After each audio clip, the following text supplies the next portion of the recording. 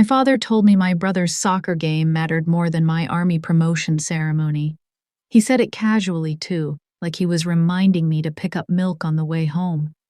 I remember staring through my windshield at the glowing Harris Teeter sign across the parking lot while he talked. Friday night traffic crawled past me on Route 1. Somebody nearby had their bass turned up so hard my side mirror was vibrating. And my father said, "Honestly, Emily, Tyler needs us more than you do right now." That was the part that got me. Not the soccer game, not even the fact they were bailing on my promotion ceremony less than 12 hours before it started. It was how easy the decision had been for him. I sat there gripping the steering wheel so hard my left hand started cramping. The spot where my wedding ring used to sit still ached sometimes, even though the divorce had been final almost 3 years ago. Funny what your body remembers. On the phone, my father kept talking like this was all perfectly reasonable. "These kids count on Tyler as their coach," he said. "Parents already arranged carpools and everything. It's a big tournament for them." I looked down at the bakery box sitting on the passenger seat beside me. Chocolate chip cookies. I'd volunteered to bring dessert for the reception after the ceremony because apparently, even after 20 years in the Army, I still couldn't stop trying to make everybody comfortable. "Right," I said quietly. My father sighed like I was already making things difficult. "Don't do that." "Do what?" "That disappointed silence thing." I almost laughed, mostly because he'd been accusing me of that since I was 12 years old. "I'm not doing anything," I said. "Well, your mother feels terrible." That translated to Mom didn't want to deal with conflict, so Dad had volunteered to call instead. I could picture them perfectly, sitting in their kitchen in Fredericksburg. My father in his recliner, Fox News humming in the background, my mother pretending to wipe down already clean countertops while avoiding eye contact.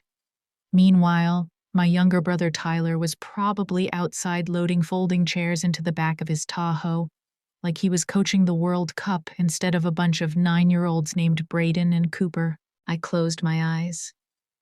"Okay," I said finally. "You should go to the tournament." There was a pause. I think my father expected a fight. Honestly, part of me did too. Instead, I just felt exhausted, bone-tired in a way that went deeper than the long week I'd had preparing for this day. "You understand, then?" he said, sounding relieved. "Sure. Good. We'll celebrate with you another time." "Good. We'll celebrate another time." I was 41 years old and somehow still falling for that sentence. I hung up before he could hear my voice crack. For a few seconds, I just sat there staring at the people moving in and out of the grocery store under the fluorescent lights. Regular Friday night stuff, families buying cereal, somebody carrying a case of Bud Light, a little girl dragging a stuffed giraffe through the automatic doors. Normal life.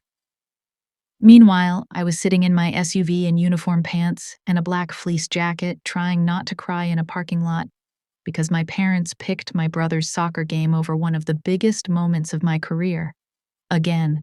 That's the thing people don't really understand about family disappointment when it stretches over decades. It's rarely one giant traumatic event. It's death by 1,000 paper cuts.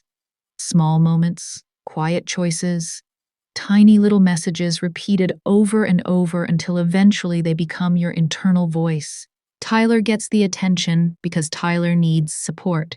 Emily's fine because Emily's strong. That had basically been my role since childhood.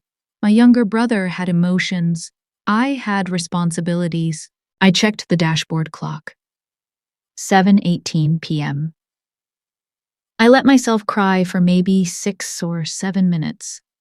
Not dramatic sobbing, just silent tears sliding down my face while I stared straight ahead like somebody waiting for bad news at a hospital. The rain had started picking up, streaking across the glass and blurring the world outside. Each drop felt like it was hitting my chest instead of the roof. Then military training kicked in like it always did. I grabbed napkins from the glove compartment, checked my mascara in the rearview mirror, took a deep breath, started the engine. Because life keeps moving whether your heart catches up or not. As I pulled out of the parking lot, the wipers beat a steady rhythm against the windshield, matching the ache in my throat. 20 years of service, deployments to Kuwait and Afghanistan, missed holidays, sandstorms that choked the air, supply shortages that tested every limit, funerals for friends who never made it home, and enough Pentagon paperwork to bury anyone. I had earned this promotion to major. I had earned the right to have my family show up for one afternoon. But as the lights of Route 1 blurred past me, all I could hear was my father's casual tone, the ease with which he chose Tyler. Again. The same pattern that had played out since we were kids. Tyler's games, Tyler's needs, Tyler's schedule always came first. Emily would understand. Emily was strong. Emily didn't need anyone.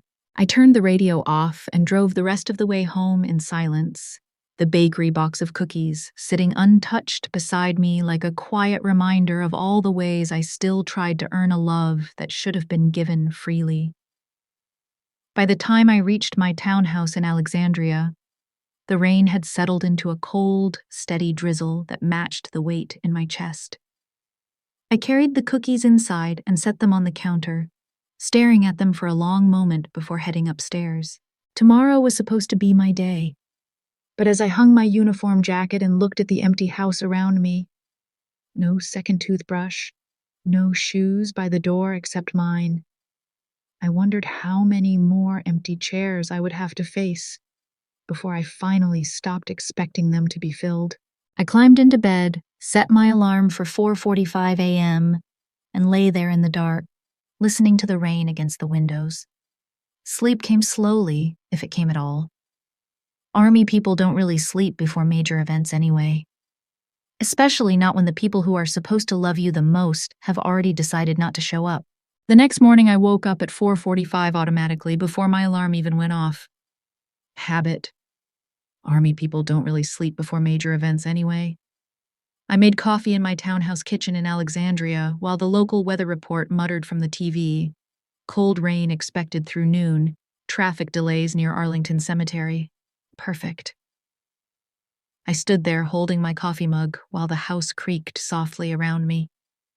The place was neat in that lonely way homes get when only one person lives there.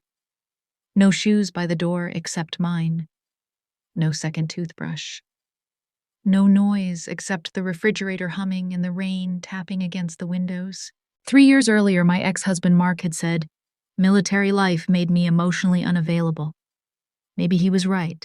Or maybe after spending your whole life trying to earn love, you eventually just get tired. I pushed that thought away and headed upstairs. By 6:10, I was in uniform. Dress blues, fresh press, ribbons aligned perfectly, hair tight and regulation. I looked at myself in the mirror for a long moment. Major Emily Carter. After 20 years of deployments, missed holidays, sandstorms that burned your throat, supply shortages that tested your soul, funerals for soldiers who became family, divorces that left quiet houses like this one, and enough Pentagon paperwork to bury a horse. I had made major, and somehow part of me still felt like a little kid hoping her parents might finally clap louder for her than they did for Tyler. That realization sat heavy in my chest all morning. The drive to Fort Myer took longer because of the rain. Gray clouds hung low over northern Virginia, and the windshield wipers beat a steady rhythm across the glass while I crossed the George Washington Parkway. At a stoplight near Arlington, my phone buzzed. Mom. For one stupid, hopeful second, my heart lifted. Maybe they had changed their minds. Maybe they were coming after all. I answered immediately. Hey. Morning, honey. She said it brightly. Too brightly. Your father wanted me to remind you to take lots of pictures. I stared at the red light ahead of me. That was what she called for. Not an apology, not, "We're on our way." Just pictures. Well, yes, since we can't be there, she added, filling the silence. Behind me, somebody honked because the light had turned green. I've got to go, Mom. Emily, but I already hung up. A few minutes later, pulling through the security gate at Fort Myer, I caught myself checking the visitor lane anyway, just in case. That was the humiliating part. Not that they disappointed me, that after all these years, some part of me still expected different. The rain followed me all the way into Fort Myer. Not a thunderstorm, nothing dramatic. Just one of those cold Virginia rains that settles into your bones and makes everything look faded around the edges. The parking lot shimmered under gray morning light while people hurried toward the community hall carrying garment bags and umbrellas. Dress shoes splashed through puddles. Somebody cursed because the wind flipped their umbrella inside out. Normal Army ceremony day. I parked near the far end of the lot and sat there for a second with the engine running. My phone stayed silent. No last-minute text. No, we're on our way, nothing. I finally grabbed my cover and stepped out into the rain. Inside the hall, the smell hit me first. Coffee, floor polish, damp wool uniforms. Familiar enough that my shoulders relaxed automatically. I'd spent half my adult life in buildings that smelled exactly like that. A young specialist at the check-in table smiled when she saw me. "Morning, ma'am, congratulations." "Thanks." She handed me the ceremony packet and pointed toward the reserved seating section near the front. And there they were. 3 empty chairs, front row, little white printed cards taped neatly to the backs. David Carter, Karen Carter, Tyler Carter. I stopped walking for half a second. Nobody else probably would have noticed, but to me, those chairs looked almost loud sitting there empty while families filled the rows around them. A retired sergeant major nearby was taking photos with his grandkids. One little boy kept saluting backward and everybody laughed every time he did it. Across the aisle, a woman was fixing her husband's collar while he held a toddler on one hip. Real life everywhere. And those 3 empty chairs sitting there like evidence. "You okay, Major?" I turned and saw Colonel Denise Harper standing behind me holding a travel mug from Starbucks. Colonel Harper had commanded logistics operations in Afghanistan before I ever worked under her. Mid-50s, smart as hell. The kind of officer who could shut down nonsense with one look. "Fine, ma'am." She glanced toward the chairs. That was the dangerous thing about good leaders. They noticed everything. "Family running late?" "Traffic," I said automatically. She studied me for maybe 2 seconds too long. Then she nodded once. "Well," she said quietly, "you didn't get here alone." I knew what she meant. The army, the unit, the years. Still, it wasn't the same. The ceremony didn't start for another 40 minutes. I helped arrange programs near the entrance because standing still felt impossible. Every couple of minutes, I caught myself glancing toward the doors. It was embarrassing, honestly. 41 years old Army major managed multi-million-dollar operations overseas and still hoping Mommy and Daddy might walk through the door. The rain kept falling outside, steady and cold, like it was trying to wash away the hope I kept clinging to. I straightened my uniform jacket and took a slow breath, forcing my face into the calm professional mask I had perfected over 2 decades. But inside, the ache from last night's phone call still sat heavy. Those empty chairs weren't just seats. They were 20 years of small choices that had led to this moment. Tyler's games, Tyler's needs. Emily will understand. I glanced at the clock on the wall. Time was moving forward, whether my heart was ready or not. Soon they would call my name, and I would walk across that stage alone. Major Emily Carter. The title I had earned with blood, sweat, and silence. But as I stood there in the quiet hall, surrounded by the scent of coffee and damp wool, I wondered how long I could keep pretending that the empty chairs didn't matter. The room changed when he entered. Not dramatically, but quietly, the way old authority still carries weight. General William Harlan, retired 4-star Army general, 83 years old, moved slower now than he used to. Age had narrowed him somehow. The big, commanding presence was still there, but time had trimmed away the sharp edges. Dark overcoat, cane in one hand, silver hair combed straight back. An aide walked beside him carrying an umbrella dripping rainwater onto the tile floor. A couple of retired officers straightened automatically when they recognized him. Somebody near the coffee station whispered, "Holy hell, that's Harlan." And me, I just stared because he wasn't supposed to be here. Last I heard, he had cardiology appointments down in Charlottesville this week. He spotted me standing near the aisle and gave a small nod, like he'd merely arrived 5 minutes early for lunch. "Emily." I walked toward him too fast, nearly slipping on the wet floor myself. "What are you doing here?" "Well," he said dryly, "I figured one member of this family should probably attend." That almost broke me immediately. Instead, I hugged him carefully because he'd gotten thinner since Christmas. Up close, I noticed details I hadn't before. The slight tremor in his left hand, the hearing aid tucked behind one ear, the deep, tired lines around his eyes. Age had finally started collecting its debt. As we pulled apart, his foot caught slightly on the wet tile and he wavered.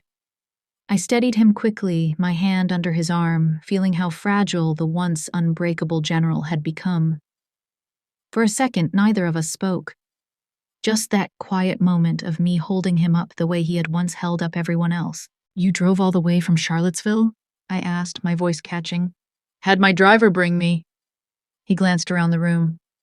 "Besides, I missed enough important family moments while serving this country.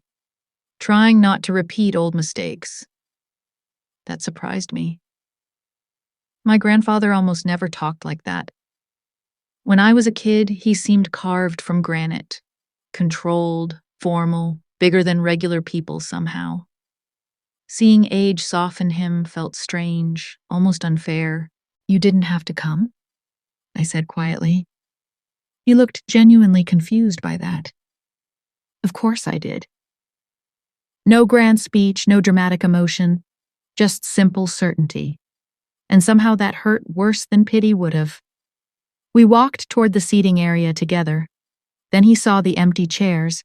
His eyes lingered on the name cards for maybe 2 seconds. "That's unfortunate," he said evenly. I instantly moved to protect my family. Reflex, years of conditioning. Tyler had a tournament. Grandpa turned slowly toward me.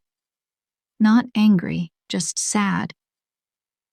"You've been covering for them your whole life, haven't you?"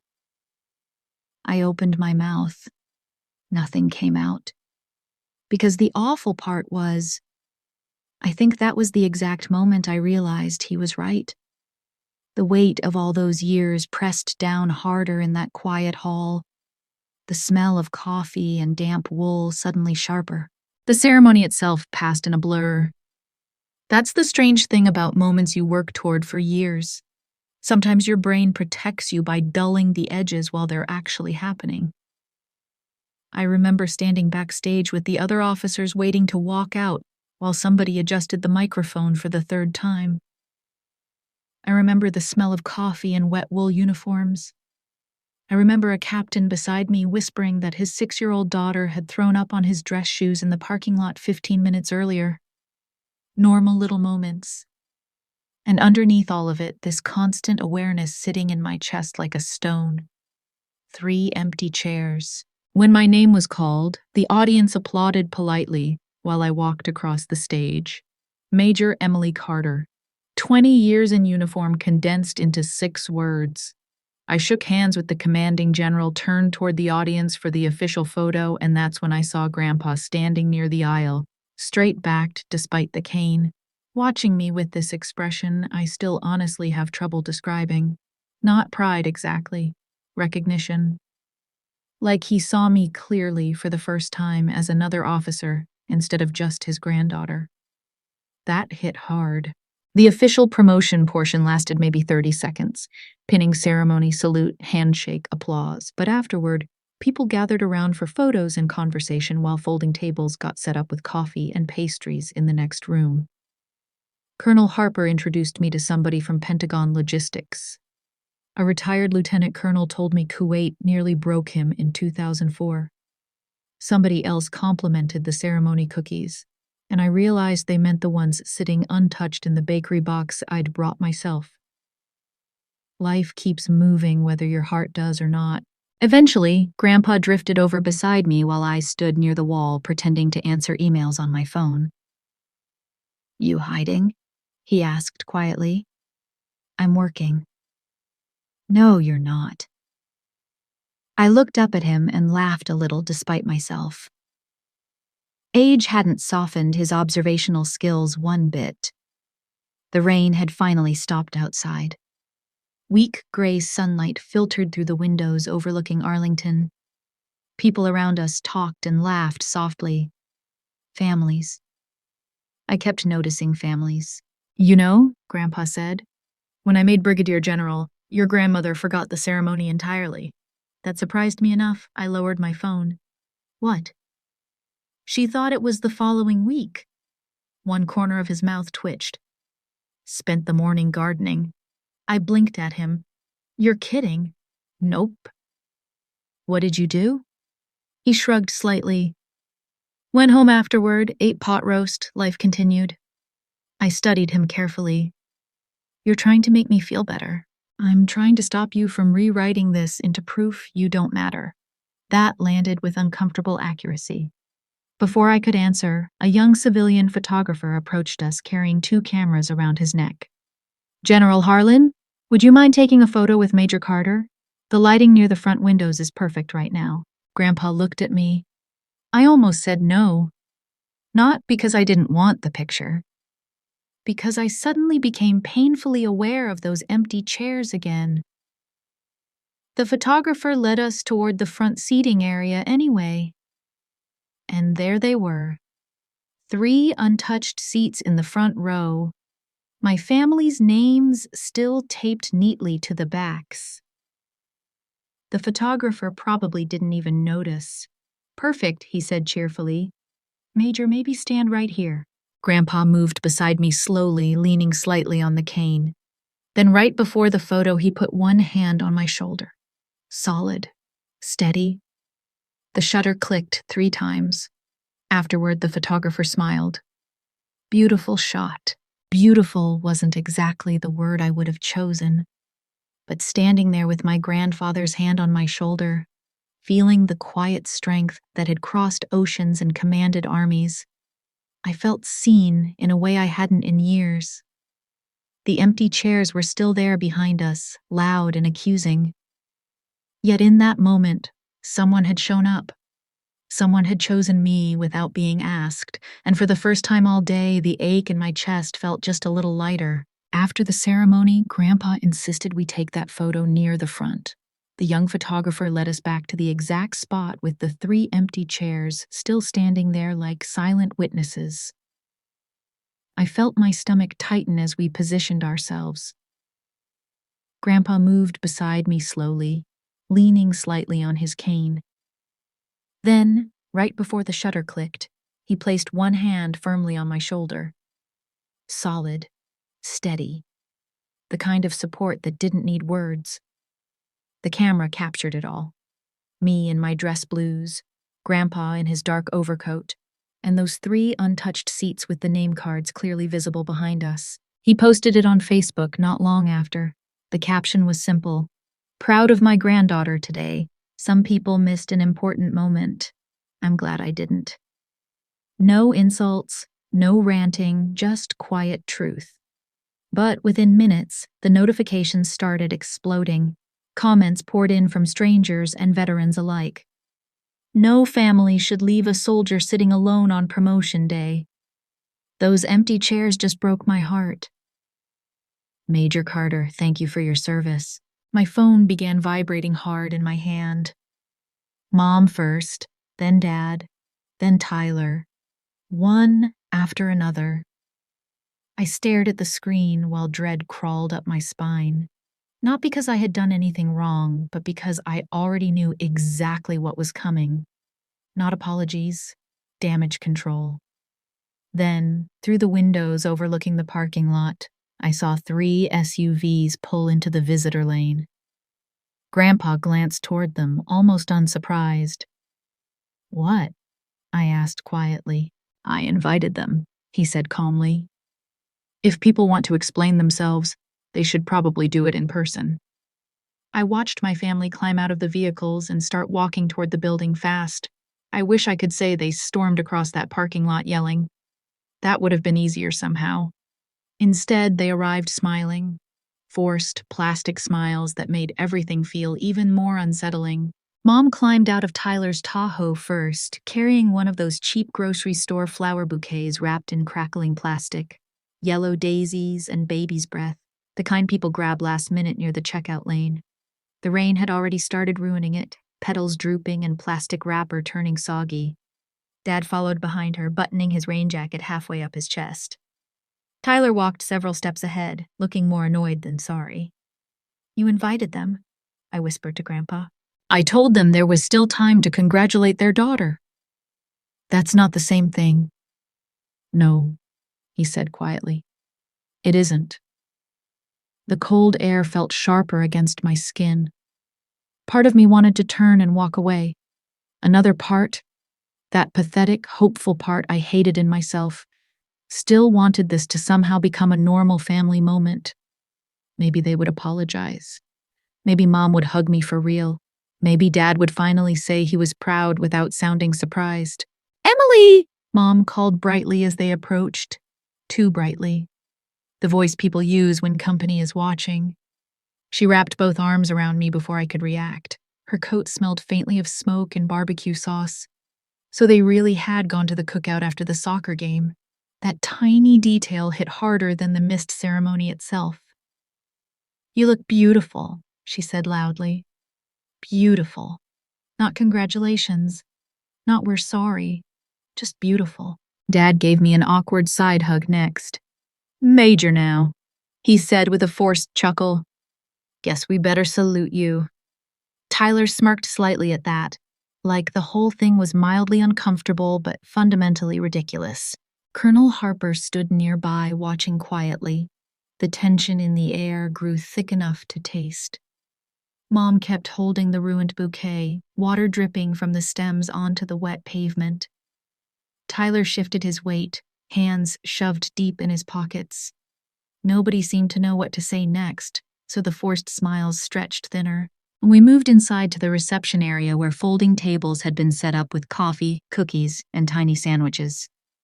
The same cookies I had brought myself sat untouched on a platter.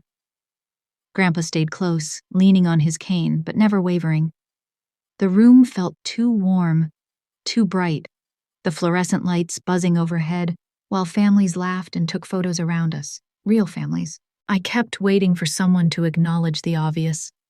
The empty chairs, the Facebook post, the years of patterns that had led us here. But for a few painful minutes, everyone just pretended. Mom fussed with the soggy flowers. Dad made small talk about traffic. Tyler checked his phone. And I stood there in my dress blues, Major Emily Carter still carrying the weight of being the strong one who didn't need anything. Grandpa finally broke the silence in his quiet, commanding way, but the real storm was only beginning. Inside the reception room, the air felt thicker, heavier under the fluorescent lights. We all stood awkwardly near the back, near folding tables covered in white cloths. Coffee, my untouched chocolate chip cookies, tiny sandwiches nobody really wanted. A local reporter from the Fredericksburg paper was interviewing retired veterans near the entrance. Apparently, she had recognized Grandpa from one of his Memorial Day Foundation events. Small world, too small suddenly. Tyler leaned closer to me while Mom spoke nervously with someone near the coffee station. You know, people are acting like we abandoned you, right? I looked at him. You did. His jaw tightened instantly. No, we had another obligation. You had a soccer game. It mattered to those kids. Something sharp finally slipped out before I could stop it. Did it matter more than your sister? That landed. Not dramatically. Quietly. Tyler looked away first, and that was new. Across the room, Grandpa spoke briefly with the reporter, while Colonel Harper stood nearby listening. Then Grandpa motioned toward us. I immediately felt dread crawl up my neck. Dad muttered, "Oh, Jesus Christ." The reporter smiled politely when we approached. Mid-30s, notebook in hand, smart eyes. "General Harlan was just telling me what a proud day this was for your family." Dad forced another smile. "Absolutely." Then Grandpa looked directly at him. "David," he said calmly, "why don't you explain why Tyler's soccer tournament mattered more than Emily's promotion?" Everything stopped. No background music, no screaming, just silence. The reporter blinked. Dad's face changed color slightly. "Well, it wasn't exactly—" Tyler jumped in fast. "It was playoffs," and from somewhere behind us a woman's voice said, "Tyler's team got mercy ruled." We all turned. One of the soccer moms stood near the cookie table holding coffee with a confused expression. "Oh my God," she muttered. "Was this the military thing you skipped?" Tyler looked like he wanted the floor to open beneath him. The reporter slowly lowered her notebook. Nobody spoke for several painful seconds. Then my mother tried one last desperate pivot. "Well, we're here now."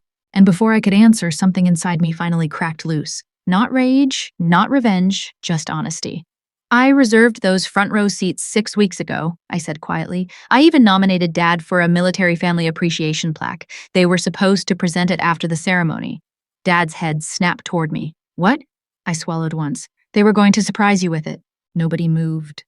The room suddenly felt too warm, too bright. I could hear the cheap buzz of the fluorescent lights overhead. Dad stared at me like he was trying to decide whether I had just insulted him or broken his heart. "A plaque," he said slowly. The revelation hung there like smoke. Even after all the disappointment, I had still been trying to honor them. And they hadn't even bothered showing up. Mom recovered first. "Oh, honey," she said softly, reaching for my arm again. I stepped back before she could touch me. Not dramatically, just enough. That tiny movement changed the entire atmosphere. My family suddenly realized I wasn't trying to smooth this over anymore. Dad cleared his throat hard. "Well, nobody told us there was some kind of award involved." I actually laughed at that. Not a happy laugh, just disbelief. "So I need to attach a prize to my promotion before it matters?" "That's not what I said." "It's exactly what you said." Tyler folded his arms immediately.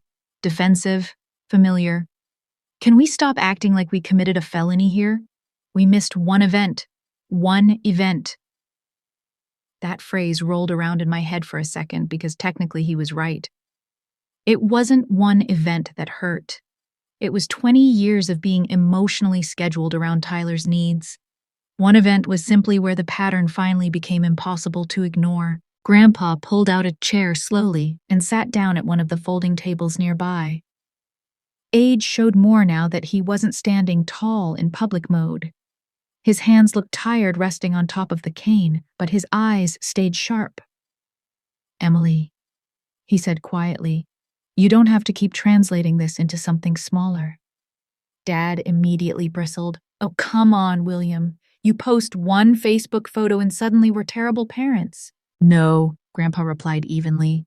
"This problem appears to be much older than Facebook." That landed hard. Mom crossed her arms tightly, a wounded expression settling across her face.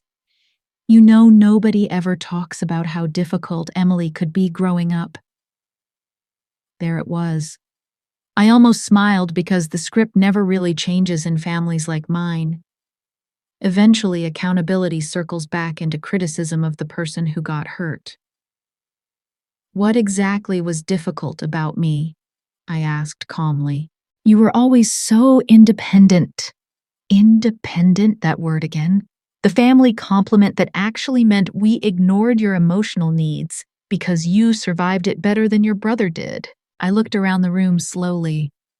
Veterans drinking coffee, military spouses chatting quietly, a little girl coloring on the floor beside her grandfather's wheelchair. Life continuing normally while my family cracked open in the corner. And weirdly enough, I didn't feel humiliated anymore. I felt clear. That was new. The reporter stepped closer carefully. Major Carter, I don't want to intrude. Dad jumped in immediately. This is private family business. The reporter nodded politely. Understood. But then she looked at me instead, not him. For once, somebody was waiting to hear my version before deciding what the story was. I took a breath.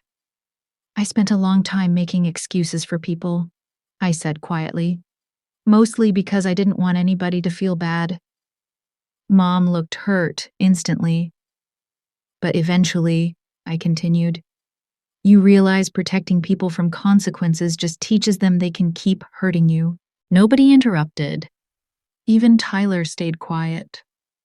And honestly, that silence told me more than any apology could have. Dad rubbed one hand across his face roughly. He suddenly looked older than he had an hour earlier. You think you're better than us now because you made Major. There it was, not pride, competition.